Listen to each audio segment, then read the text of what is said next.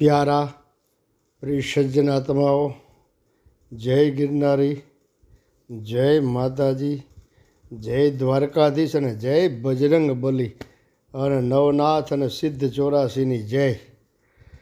आजे आपणी आस्थानी यात्रा चेनल द्वारका नगरी में बिराजमान छे ज, परंतु तमे क्यारे पण दर्शन न कर्या होय एवं अद्भुत अलौकिक दिव्य भव्य અને અતિશય જૂનવાણી મંદિર છે, જ્યાં દરિયા વચ્ચે તમે આ બધા દૃશ્યો જોતા જાજો। દરિયા કિનારે અમે જઈએ છીએ।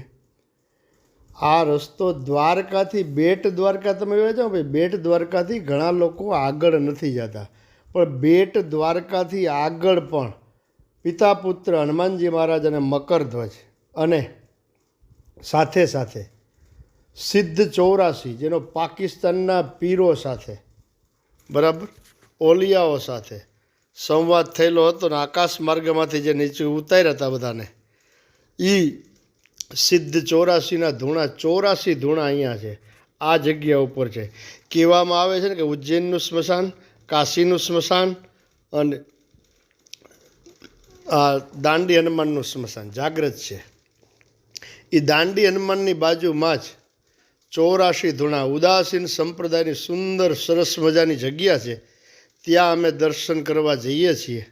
તમે જોઈ શકો છો દરિયા કિનારે એકદમ ઠંડી ઠંડી હવા આવે છે બરાબર, અને અત્યધિક આનંદ આવે છે। હૃદય પણ આપણું રોમાંચિત થઈ જાય ને એવો આનંદ આવે છે। એટલે હવે આપણે સૂકો ભાટ પ્રદેશ છે, કાંઈ છે ઉપજતું જ નથી, કાંઈ છે જ નહીં આની ઉપર, માત્ર ખારું પાણી અને ક્ષાર, સીધો રસ્તો, કોઈ વાહન વ્યવહાર કે કાંઈ દેખાતું નથી। અમે એકલા જ આ રસ્તા ઉપર જઈએ છીએ બરાબર। બેટ દ્વારકાથી પણ આગળ આ જગ્યા છે, ગમે ત્યારે જાઓ તો ચોક્કસ દર્શન કરજો। આ જગ્યા અદ્ભુત છે અને આપણી ચેનલ છે એ આવું જૂનું પુરાણું પ્રાચીન, એમાં અતિ પ્રાચીન હોય અતિ પૌરાણિક હોય એવા જ મંદિરો વિશેના ફોટાઓ વિડીયાઓ તમને દર્શન કરાવીએ છીએ। એટલે આપણે પહોંચી ગયા છે। હવે આ જે સંતોની અને મહંતની ગાદીની પરંપરા, એ બધા સંતો મહંતો છે। આ સંત ભગવાન અત્યારે મંદિરમાં બિરાજમાન છે ત્યાં જગ્યાની અંદર। આ અખંડ ધૂણો છે ચંદ્રદેવ ભગવાનનો ઉદાસીન સંપ્રદાયની અંદર બરાબર। હવે તમે દર્શન કરી શકો છો ધૂણાના। આ જેટલા જેટલા સાધુ સંતો મહાન વિભૂતિઓ થઈ ગયા છે ને, અને 84 સિદ્ધોએ દરિયાને આખો બેટમાં ફેરવી નાખ્યો, અને ત્યાં 84 સિદ્ધો બેસી અને ધૂણી તાપતા। એ ધૂણાના 84 ધૂણા હાલની તકે ત્યાં મોજૂદ છે। કાલક્રમે એમાં ફેરફાર થયેલો હોય, પરંતુ અત્યારે એ જગ્યા તો એ જ છે, એ જ જગ્યા ઉપર 84 સિદ્ધો બિરાજમાન હતા। અને મક્કા મદીના પાકિસ્તાનનો ઇતિહાસ છે આખો, કરાચીનો, પાકિસ્તાનનો, મક્કા મદીના અરબનો, એ ઇતિહાસ મક્કાથી પીર લોકો નીકળે છે આકાશ માર્ગમાં। અને એ વાત કથા બહુ લાંબી છે એટલે નથી કરતો, પછી આ નવનાથને સિદ્ધ 84 દરિયે બેટમાં બેઠા હોય છે, કે આ કોણ જાય છે ને આ બધી ચર્ચા બહુ લાંબી છે। એટલે આ માતાજીનું મંદિર છે, પછી ત્યાં હવે તમને ધૂણા તરફ લઈ જાઉં છું। જો આ ધૂણા બધાય 84 સિદ્ધો કી જય, નવનાથો કી જય। આ 84 સિદ્ધોના એ જગ્યા ઉપર ધૂણાઓ છે બધા, આ જગ્યા છે। અત્યારે કે વાહન વ્યવહાર માંડ માંડ ચાલુ થયું છે થોડા વર્ષોથી, તો જ્યારે આ નવનાથ અને સિદ્ધ 84 બિરાજમાન હશે ત્યારે ત્યાં કેવું વાતાવરણ હશે અને કોણ ત્યાં બિરાજમાન હશે, વિચાર તો કરો। આહ્લાદક દૃશ્ય છે એકદમ, ચારે બાજુ ધૂણા ધૂણા ધૂણા ધૂણા, તો જ 84 ધૂણા પૂરા થાય ને। મેં તો એક એક ધૂણાની ગણતરી કરેલી છે, તો આપણા હૃદયને ઠંડક વળે ને તો શાંતિ થાય। એટલે 84 પૂરેપૂરા છે, સિદ્ધ 84 જે કહીએ છીએ ને આપણે ગિરનારની અંદર સિદ્ધ 84 નવનાથ। આ એક ત્યાં અમે તો આને પિલ્લુડી કહીએ છીએ બરાબર। આ એક ઝાડનું પિલ્લુડીનું ત્યાં ઝાડ છે, એની નીચે આ બધા ધૂણાઓ છે। આશ્રમમાં રાત્રિ રોકાણ માટેની પણ વ્યવસ્થા છે, પણ લોકો યાત્રિકોને ખ્યાલ જ નથી કે અહીંયા આ જગ્યા છે। બરાબર. એટલે બધા યાત્રિકો અહીંયા દર્શન માટે આવતા પણ નથી. રાત્રિ રોકાણ તો ઠીક, પણ સુંદર જગ્યા, ચારે બાજુ દરિયો અને વચ્ચે આ જગ્યા છે.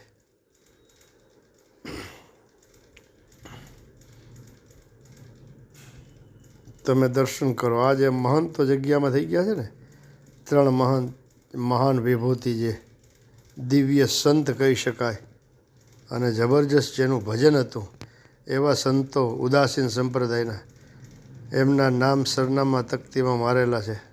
બ્રહ્મણીન દિવ્ય તપોમૂર્તિ બાબા પુરુષોત્તમદાસજી મહારાજ, એની સમાધિ છે, એની ઉપર આ એની મૂર્તિ બિરાજમાન છે. પછી આ બીજા મહંત થઈ ગયા છે, એમનું નામ કંઈ લખેલ નથી એટલે ખ્યાલ નથી. ત્યારબાદ છે જે લ્યો સુખદેવદાસ મહારાજ, બેટ દ્વારકા. એક વખત આ સ્થાને તમે અચૂક મુલાકાત લેશો એમ તો હું નહીં કહું.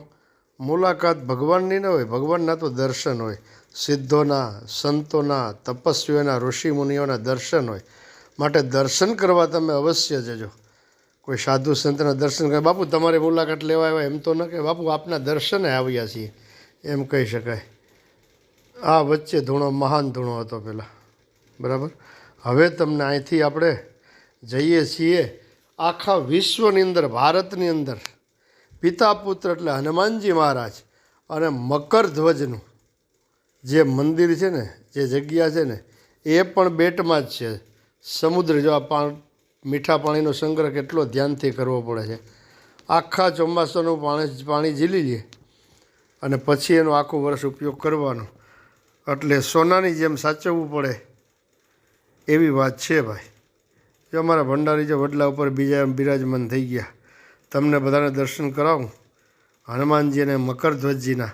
આ પણ વચ્ચોવચ્ચ દરિયાની વચ્ચે મંદિર છે અને અહીંયા અન્નક્ષેત્ર ચાલુ છે. 1 રૂપિયો પણ લીધા વગર, દાન કોઈ માગતા નથી. તમે સ્વૈચ્છિક પેટીમાં પધરાવો તો ભલે.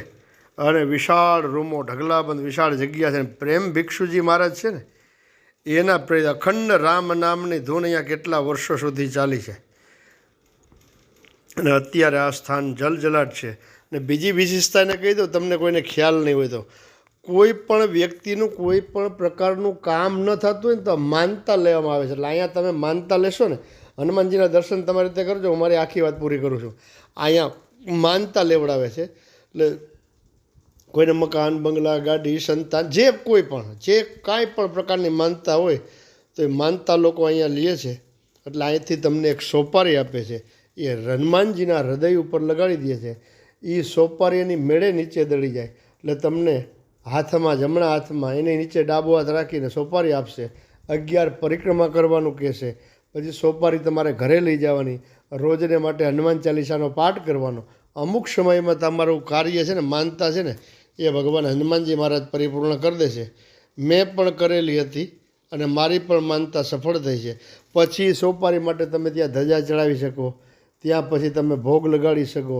કાંઈ ન કરો, તમે ચાંદીમાં મઢી ને એ હનુમાનજી મહારાજની સોપારી પાછી ત્યાં તમારે મૂકવા જવી પડે છે. ને મંદિરની અંદર આવે એટલે જો અન્નક્ષેત્ર પણ ચાલુ છે, આપણે ઘરે મંદિરમાં પધરાવીએ એટલે સોપારી નથી, પણ એ હનુમાનજીનું સ્વરૂપ છે એમ માની અને લોકો માનતાઓ કરે છે, બરાબર. ને અમારી ચેનલમાં તમારે આવા જ વિડીયા જો જોવા હોય ને દર્શન કરવા હોય તો અમારી ચેનલને તમે સબસ્ક્રાઈબ કરવાનું ભૂલતા નહીં. લાઈક કરજો, શેર કરજો. ને હાઈપનું બટન છે ને, એ તો કૃપા દ્રષ્ટિ કરીને તમે ભૂલતા જ નહીં. હાઈપનું બટન જેટલું તમે વધારે દબાવશો ને, એટલા વિડીયો તમને વધારે પડતા મળશે. ચાલો, જય ગિરનારી. આગળ દ્વારકાનો વિડીયો નાગેશ્વરનો મૂકીશ.